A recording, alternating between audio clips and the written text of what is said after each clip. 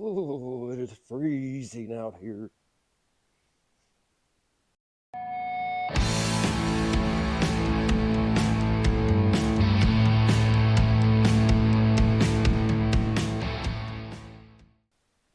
It is a crisp 30 degrees outside, and it is 30 degrees inside.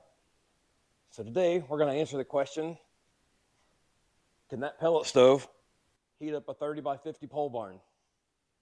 We're about to find out. So what we have is an American Harvest pellet stove.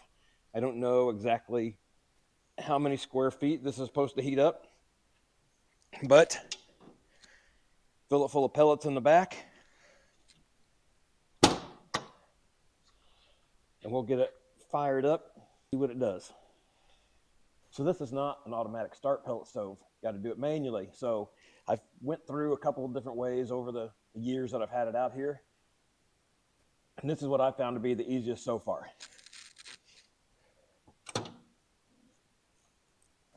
Handful of pellets, and I dump them down in there.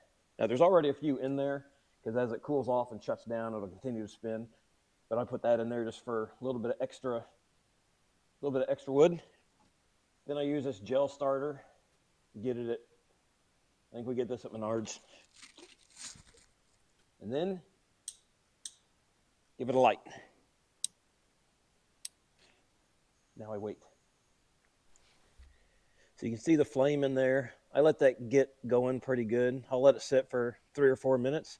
I haven't even turned the stove on yet. I just let that gel kind of get those wood pellets burning pretty good. I've allowed that to burn for a few minutes. Got some dark charring and some red coals, so now I'm going to turn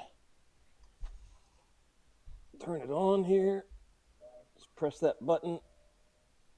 Turn that up to 3.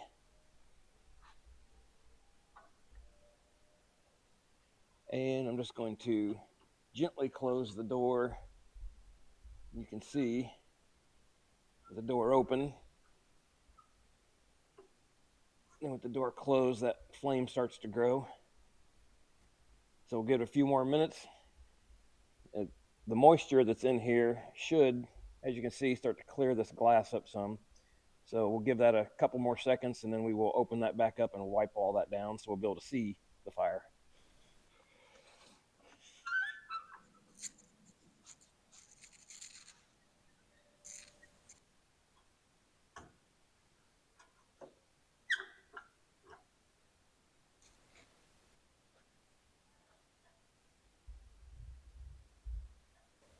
Well, we got the stove all fired up. Turned it up on high. Blowers just now started to blow out warm air. It is about 11:35. It is still only 30 degrees in here. So we're going to go inside for about an hour. We're going to come out and check it and see what this does on high after an hour of running inside a pole barn that is approximately 30 by 50. We'll get into more details of the barn and what we did to it here in a little bit. Oh, man, it's cold.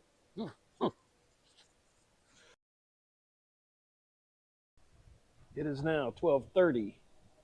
Fire's still going and blowing out nice hot air. We are currently sitting at 40 degrees, but I don't think I can attribute all that to the pellet stove. It has also went from 32 degrees outside to 39 degrees, and it's pretty nice out there in the sun. So we're going to give it another hour and see where the temperature goes. Well, it's now 1:30. It's been a whole other hour, and we've gained about 4 degrees. So I think that most of the temperature change in here is due to the temperature change outside. What I'm going to do right now is I'm going to fill this up with, man, that hot on the back of the legs.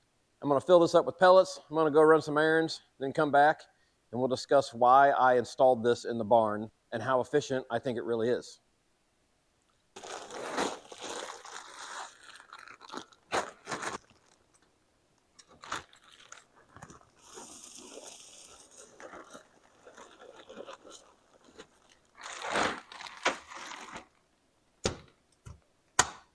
Okay, it is now 4 o'clock in the afternoon. It is 44 degrees outside, and we have officially reached 55 degrees in the barn. Man, that is hot. So before we go over all the details of this and what my opinion of it is for heating our barn, let's quickly go over some of the things that we've done to the barn to try to help. So first, let's talk about the construction of the barn. So they didn't just put metal on and then put nothing else. The whole barn is wrapped in this cork board, I guess it would be called. So it is on all the doors, it was around all the walls, and it is on the ceiling. So you won't see any bare metal showing anywhere.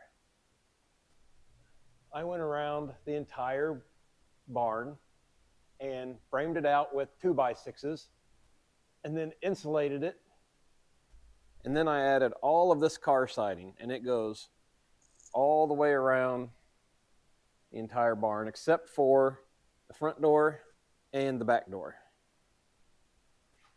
I also built this entire mezzanine up here, which we just use for storage. And I haven't put doors on it yet, but it's not insulated anywhere along the bottom or up in there. Now, of course, all of that was done over time. We've lived here 10 years, 9 years, almost 10 years. So this has been an ongoing project. I still haven't completed up around the edges, which is why you can still see the framing sticking out with some insulation. I still have another row to put up there. My wife does not want the roof closed in. She likes the open rafters. So that presents us with a little bit of a problem. She likes the way it looks. She didn't want foam insulation. She don't want any form of insulation, don't want a ceiling, don't want the metal. This is what we got. So we always just go down to local Menard store. If we happen to be at Tractor Supply or something and there's a good deal, we get just wood pellets. These are usually, these days, about $5 a bag. The stove usually burns. If you run it on high, it will easily go through a bag a day. Now, these stoves are not meant to be burnt on high all the time. They're meant to be inside a home, and you run them on 2 or 3, not 9, and the bags probably last a few days, but we're not out here every day. We're not heating it every day. So to come out here in the morning, start the fire, fill it full, by the end of the day, bag is gone. So if we were to heat the barn every day, $5 a bag, that would be $180 a month, which is not really that economical when you could probably buy a mini split and put in here and do the same type of thing. But we're only out here 2 or 3 days a week, maybe, usually on the weekends. We usually come out here and fire up the forced air heater. That brings it up to temperature pretty quick. Then we turn this on, and it doesn't really maintain the heat because the kerosene heater will turn on and run about 10 minutes an hour. But this makes it nice because it gives you a really nice hot breeze when you're working right here in front of it. So we try to do most of our work right here in front of the stove. So you might ask yourself, if it doesn't heat the barn, why do I have it out here? It's easy, it's free. Had a buddy call me and say, hey, have this in the house, do you want it? Come and get it, you can take it. And all I had to do was patch the hole in the wall where it had been installed, which was easy. So if you look at this from a standpoint of it's in a poorly insulated barn with a couple of ceiling fans, 1,500 square feet, no, it is not going to keep your temperature comfortable. It's only 10 degrees warmer in here right now than it is outside, and this thing's been running for 4.5 hours. And it's really hot on the leg though. So it does help out, no doubt about it, but it is not near big enough, and the barn is not nearly insulated enough to keep everything warm. At night, when the temperatures start to drop and only the stove is on, you can see the temperature start to slowly creep down, but it'll get you to sweatshirt weather while you're working out here when it's in the 20s outside. You can get the barn heated up to 50 degrees or so, and you can probably maintain it somewhere around there. But it's not really economical. You can't leave it running all the time. You'd have to come out all the time and watch it. Would a wood stove do any better? Probably. Would a bigger unit do better? Probably. Better insulation would probably help. That's just not in the cards right now. It doesn't make sense because we don't spend that much time out here, but we haven't previously. But what we are looking into, possibly a mini split. I don't know if that would do much better in here. Leave it at 50 or so degrees and just let it do its thing because it's electronically controlled. Whereas this is more of a manual process. There's no automatic shutoffs on it unless it runs out of fuel and it gets below a certain temperature, it'll shut off. But it won't get to a certain temperature and turn itself off, and then when it gets cool again, turn itself back on. Everything is manual on it. But again, it was free, so why not? You probably save a little bit of money on the wood pellets if you bought them in bulk, but then you have to buy them in bulk, and you have to have a place. You have to take up a whole pallet space within your workshop to hold it. Now, if this was a garage that's half this size with ceiling in it, might do a lot better. It would probably do a lot better in here if we just had a ceiling and it was insulated.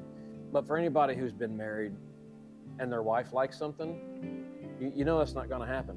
I have to get up this summer and hand scrape every one of these beams to make them look pretty for her. She really likes this ceiling a lot. So not an in-depth review by any means. If you have a single car garage, 2-car garage, you want to put a pellet stove in it, probably gonna do the trick and probably do it pretty cheap. I have to offset with the kerosene heater, and it's still not what I would call warm, and you still have the fumes from the kerosene heater, but it's a big kerosene heater. Hopefully somebody's got a similar situation. Somebody's got a barn set up similar to mine that you are efficiently heating. How are you doing that? Drop that down in the comments. You know, maybe give me some ideas, something I can work for. Like, this is a work in progress. It continues to evolve all the time. This is not a permanent fixture in here. It can be taken out at any time. But honestly, if you're looking to heat a pole barn, pellet stove's probably not going to do it. But right now, I have some actual work that I have to go do. If you like videos, you want to see more of the videos of the barn, the workshop, more about the pellet stove, don't forget to like, don't forget to subscribe, hit all those little notifications. Hopefully you learned something on this video. Probably not, but either way, it's okay. Hopefully we'll see you on the next one.